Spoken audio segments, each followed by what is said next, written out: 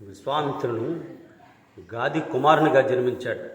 తొలుత ఒక ధార్మికుడైనటువంటి క్షత్రియునిగా తన రాజ్యాన్ని పరిపాలిస్తూ ఉండేవాడు.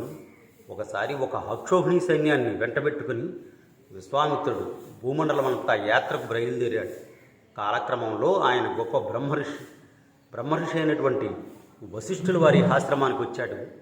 అనేక మంది ఋషులు నివసిస్తూ కడకడలాడుతున్నటువంటి ఆశ్రమంలో ఆయన అడుగుపెట్టి వశిష్ఠునికి సాదరంగా నమస్కరించాడు.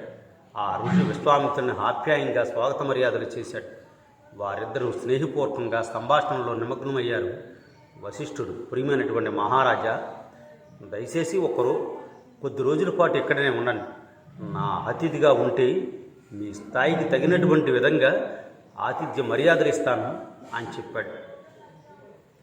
విశ్వామిత్రుడు, మీ ఆదరపూర్వకమైనటువంటి స్వాగత సత్కారాలు ఇప్పటికీ నేను పూర్తిగా సంతృప్తి చెందుతున్నాను మహర్షి. ఇక నేను వెళ్ళటానికి అనుమతి ఇవ్వండి అన్నాడు.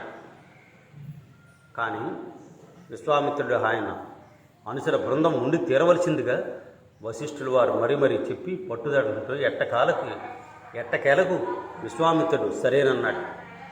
ఇది పరిష్కారం కావటంతో వశిష్ఠుడు శబలైనటువంటి పేరు గల ఒక కామధేవుని పిలిచి విశ్వామిత్రుడు ముందుకు తెచ్చి రాజోచితమైనటువంటి షడ్రసోపేతమైనటువంటి భక్ష్యాలు ఉత్పత్తి చేయవలసిందిగా దాన్ని ఆజ్ఞాపించాడు.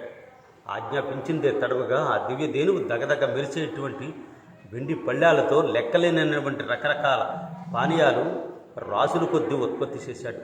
విశ్వామిత్రుడు ఆయన అనుచరులు తృప్తిదీర విందు భోజనాన్ని ఆరగించారు.